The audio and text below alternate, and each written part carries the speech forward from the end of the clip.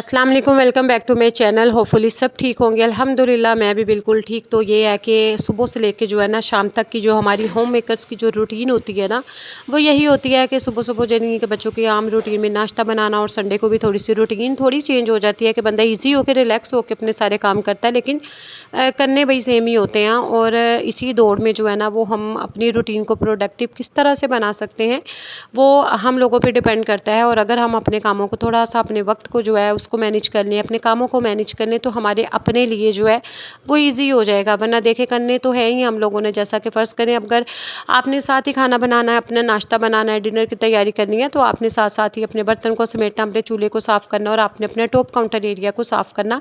तो ये जो है ना ये सबसे बड़ा होता है। और सम टाइम होता है कि भाई हम लोग किसी और काम में लग जाते हैं, तो फिर किचन का जो है वो इतना ज़्यादा बखेरा पड़ जाता है और वो सुस्ती भी पड़ जाती है। और होता है कि भाई 5 मिनट में अभी ये कर लेते हैं, वो कर लेते हैं, करते करते 2-3 घंटे फिर कहीं नहीं जाते।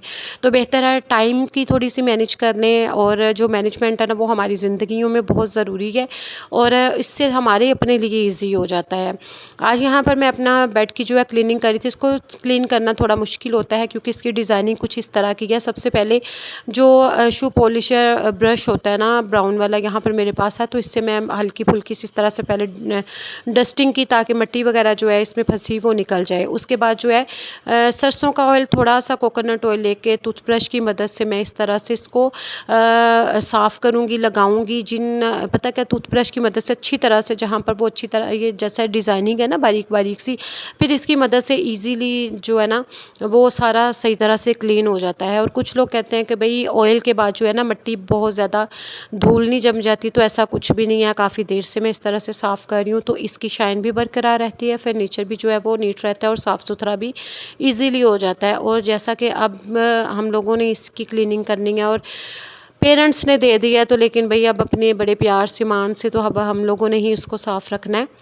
तो उसके बाद कोई भी सूती कपड़ा लेके साफ़ कर लें, तो बिल्कुल आपका फ़र्नीचर अगर डिज़ाइन वाला है, प्लेन है, सिंपल है, तो इस तरीके के साथ साफ़ हो जाएगा। महीने में 1 दफ़ा मैं इसकी इस तरह से लाज़मी डस्टिंग तो जो है वो डेली चलती है। हल्की-फुल्की सी कपड़ा जैसे झाड़ के हमने लगा लिया, और बाकी इस तरह से जो प्रॉपर है ना इसकी डीप क्लीनिंग, वो तो फिर जो है ना मंथ में 1 टाइम तो जो है वो हो ही जाती है।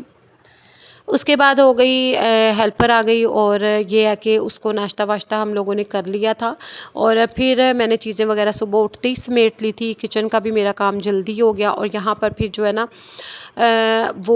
बाथरूम साफ़ करी है, और हार्पिक हमारे पास ख़त्म हो गए थे, तो फिर काला तेल तो है ही है ना, उसको पानी में हल्का सा मिक्स करके, तो मैंने कहा इसके साथ अच्छी तरह से ज़रा टाइलें वगैरह साफ़ कर दो, ताकि जो बाथरूम का फ्लोर और फ्लश वगैरह वो अच्छी तरह से नीट एंड क्लीन हो जाए। साथ साथ मैं डस्टिंग करी थी।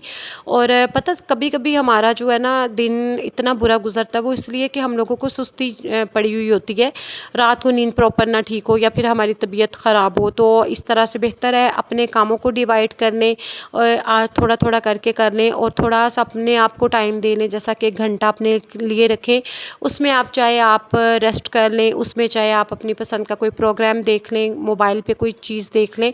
इस तरह से ना फिर हमारा माइंड भी फ्रेश हो जाता है। और अगर हम करेंगे ना कि अब ये काम करना, वो करना, फिर ये भी करना, एक दिन में तो सारे काम नहीं हो जाते, और एक वक्त में भी सारे काम नहीं होते। तो बेहतर है जो मैनेजमेंट, वही बात है कि ज़रूरी है ज़िंदगी में, हर चीज़ में जो है ना वो ज़रूरी है।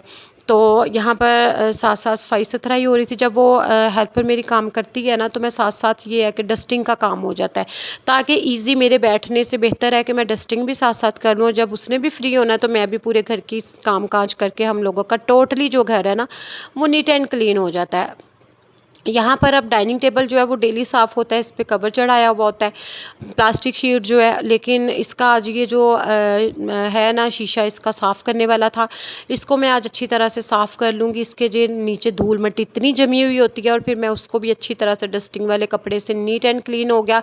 अब काफ़ी दिन हमारे जो है ना इस तरह से गुजर जाएंगे। मिट्टी इतनी हो जाती है, और जब इसको अच्छी तरह से वॉश करके साफ़ करके शीशा भी साफ़ हो गया, हमारी शीट भी अच्छे से साफ़ होगी, तो फिर एक बड़ी न्यू सी लुक आती है, और शाइन सी आना शुरू हो जाती है। और एक अहम बात और कि भाई अपनी रूटीन को प्रोडक्टिव बनाने के लिए सबसे बेस्ट है नमाज़ कुरान। जब आप नमाज़ पढ़ोगे, आप तस्बीह करोगे, दुआ करोगे अल्लाह पाक से, आपकी कई टेंशनें ख़त्म होती है, आपकी कई उलझनें ख़त्म होती है जो आपने दिलों में समेटी हुई होती है, जो आपके ज़हनों में चल रही होती है।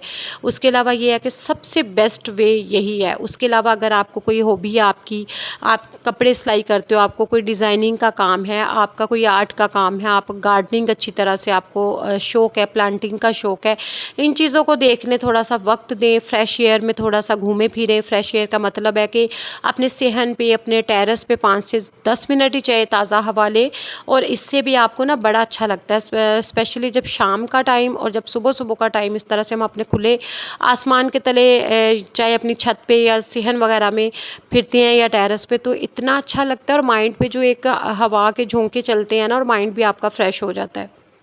और वैसे भी जो फ़ारिग वक्त है ना, फ्री वक्त बैठे रहने से शैतान का घर होता है। आपके ज़हन में कई जो है ना फ़ज़ूल सवाल आएंगे, फ़ज़ूल बातें आएंगी और फ़ज़ूल उलझनें आएंगी। बेहतर है अपने आप को बिज़ी रखें। जब हम बिज़ी रखते हैं अपने आप को, ना तो हमें इधर उधर की बातें, नेगेटिविटी सोचने का टाइम मिलता है, ना तो हम नेगेटिविटी की तरफ जाते हैं, और आपका माइंड जो है वो फ्रेश भी रहता है और आप पॉजिटिव भी रहते हो।